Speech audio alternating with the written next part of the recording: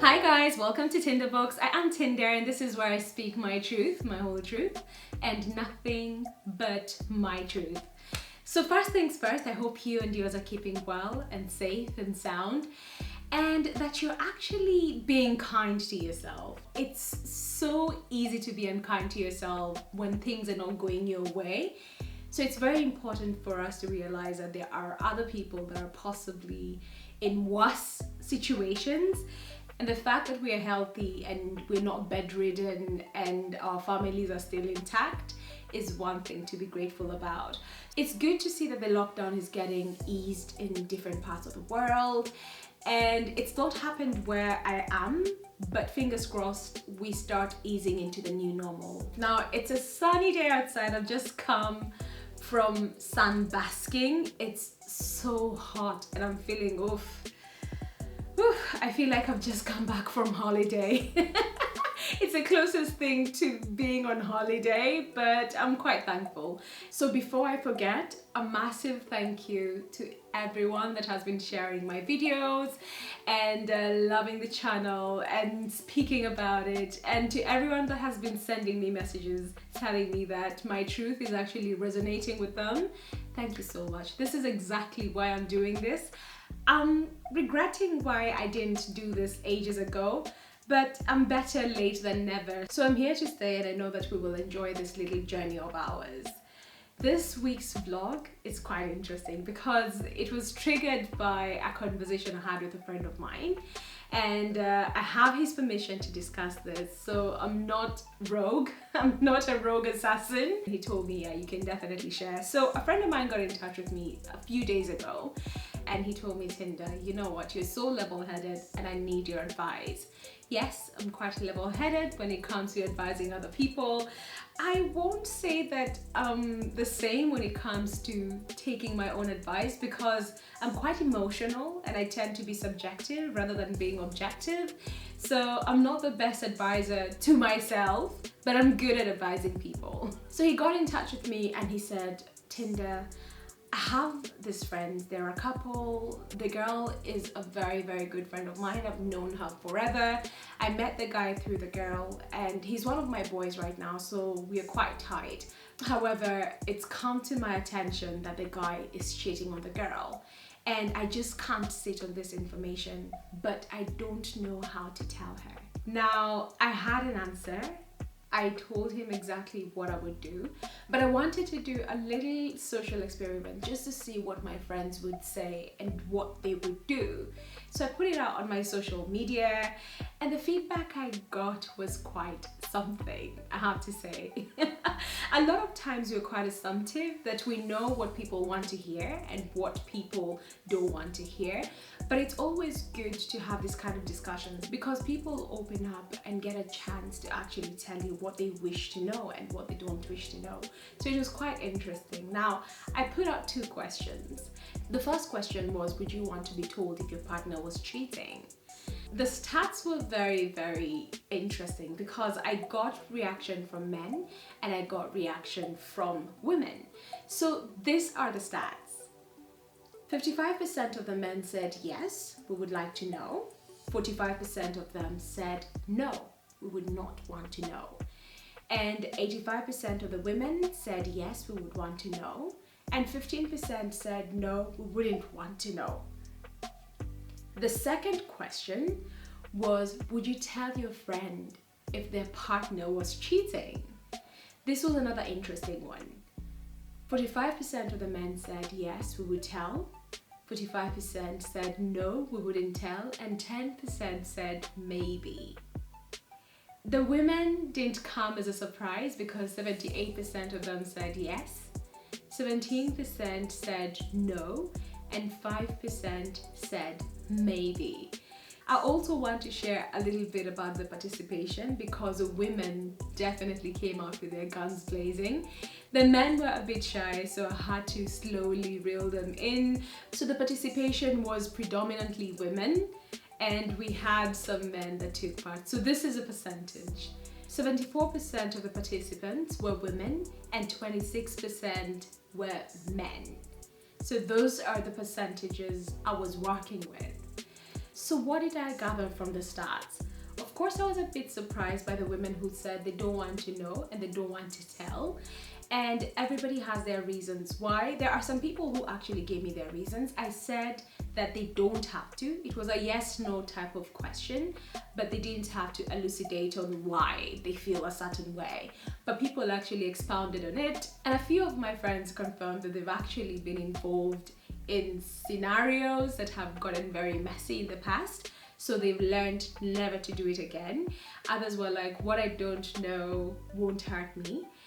But for the men, a lot of them that said no and no, it's more the bros before hoes kind of mentality. So it's not something they would want to do as men. So it's not a moral standpoint. It is more manly not to say anything. So that was quite interesting. Now, what would I do? What did I tell my friend to do? So cheating is a very, very wide subject. And there are so many reasons for cheating. There are so many gray areas. There's no right or wrong answer to what you would do because people are different. We're all different and we want to deal with the situation in different ways. But there are certain rules of engagement I would definitely follow. The first thing I would consider is how close are we? Is this person a close friend of mine or is it an acquaintance? Because if this person is my friend, they will see where I'm coming from. Or I would like to know that they understand that I love them, I care about them, and I want what's best for them. So I'm coming from a really good place and I have their interests at heart. But if this person is not a friend of mine, that could go south and I don't have any business telling them anything. If you don't care about someone and you're not that close to them, I feel that steering clear from that whole mess is the best option. That's what I think. So my relationship with the person would dictate how I approach the situation. The second thing I would want to know is what kind of relationship do they have? I mean, open relationships are a thing nowadays, and these guys might have an arrangement that when you're with me, I'm yours. When you're not with me, you're everybody else's. So you just don't know what kind of situations people are dealing with. So it's good to ask those questions and find out what kind of relationships people have. The other thing is, if people have just taken a break, it is reason to try and do whatever you want to do while you've taken a break. So they might have taken a break. The other thing to consider is this relationship might actually be in the process of ending. So these are the last kicks of a dying horse, and sometimes you might want to just step aside and let that horse die. So knowing and understanding the situation is very important. And then the last thing that I would want to know is the facts, and the only way I can get the facts is by speaking with the person who's cheating. It's a way of intervening without interfering, and I feel that before I go to my friend to tell them whatever I'm going to tell them, it's important for the partner that's cheating to know that I'm definitely going to do that, and for me to be able to give them a head start. For example, if I walk into a room and I see my friend's partner in a very compromising situation, I would definitely know. So you can tell when people are having a business meeting and you can tell when people are not having a business meeting. I'm not the kind of person who ignores people when I walk into a room. I will wave, I will walk up to you and say hi. So I find you there, I know you, I will come and say hi to you. That is what I do. So I would walk up to this person and I would introduce myself to the other person, and at some point, if I get a chance to speak with the partner, whether in the same room or even out of the room, I can probably try and reach out to them one way or another. I would want to know what's happening. I mean, is it what I think it is? And what does it mean to you? And how do you think your partner would feel if they found out this information? And if it is what I think it is, I don't want to be the one to tell their partner. It has to be a last resort. But I would give them a chance to tell their partner and see how things go. Now, while I am doing all this, it's very important that I make sure that I don't share that bit of information with people that I know do not care about my friend. Because a lot of people have a habit of running their mouths, and it's basically gossip. If somebody doesn't care about you and they're speaking about your relationship in a way that could hurt you, it's just gossip. So I would try to make sure that my friend doesn't find themselves in a position where they're the last people to know. And there's nothing as bad as knowing that your friends knew before you knew. So I'd have to be very careful who I confide in while trying to get advice on what to do and what not to do. Those are the 3 things that I would consider before going ahead and telling whoever is being cheated on. But what most of us seem to struggle with is whether you will do the right thing or whether you do the good thing. Now, the right thing is the right thing, it's the moral thing, and the good thing is what you think is convenient for you and for the person. So are you probably so worried that you will lose your friend, or are you more concerned that your conscience will kill you? So you definitely have to say something. So that's where you have to weigh the right thing versus the good thing.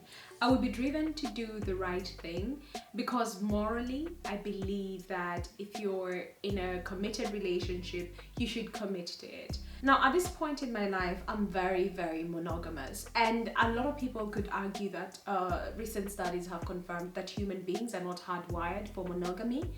But the opposite of monogamy is not cheating. People can still be in a polygamous relationship and still be honest within the relationship. Polygamy is people being aware that they are in the same circle and that they're sharing someone or sharing each other in one way or another. And if one of them ended up having a clandestine relationship out of the group, that is cheating. So as much as we could argue that we're not hardwired for monogamy, it's very, very important for us to draw that line that people who are in a relationship together should be aware of what's happening within that relationship. And if somebody strays out of that little circle, whether it's 2 people or a bunch of people, then that is cheating. So what could come out of telling someone? A lot of relationships survive infidelity. So yes, a lot of people still stick together. And before you tell someone, you have to know that these 3 things could happen. So one of the ways this could pan out is these people will actually grow from this experience. So they will be thankful that everything was brought to light, and they could go for counseling and get to reestablish the values that actually brought them together. B, these people will basically gang up on you and blame you for wanting to break them up and push you away. And C, these people could break up. So those are the 3 outcomes that you could be dealing with when it comes to telling. But what happens if you say nothing? Saying nothing might be as consequential as saying something. Because if I knew that my friend knows my partner is cheating and they never told me, I would definitely have a problem with it. So you'll find yourself in a position where you decide to preserve your friendship with bated breath in the hope that your friend never finds out that you actually knew about it in the first place. And that can be quite unnerving. Or you could tell your friend and you could either end up losing that friend or keeping them and getting closer to them. So those are the options you need to weigh, because this could go wrong, but it could also go right. And if your moral compass dictates that you definitely have to say something, then you should go ahead and say something. And these are the conversations we need to have. So you need to speak with the people around you and find out, if this ever happened, would you want to know? How involved would you want me to get? But what I gathered from this little exercise is it's important for people to confirm what they want to know and what they don't want to know, because it makes things easier. So for the friends who said no, they don't want to know, if I saw their partners sucking face with somebody else, I will definitely not be telling them, because they've stated that they don't want to know. So I would respect their decision. But the friends that said that they would want to know have given me permission to approach them with love and care and let them know what I know. So this is a very important questions to ask, because every so often we find ourselves dealing with this moral dilemma and we don't know what to do. So guys, have these discussions. Let the people close to you or your friends or people in your circle know what you want to hear and what you don't want to hear, and life will definitely be easier. So guys, that's it for today. Now, if you like what you've seen and heard, leave your like below. If you have not subscribed, make sure that you subscribe. So go ahead and have those honest conversations and let people know what you want. Okay? All right, guys. Bye. See you next week.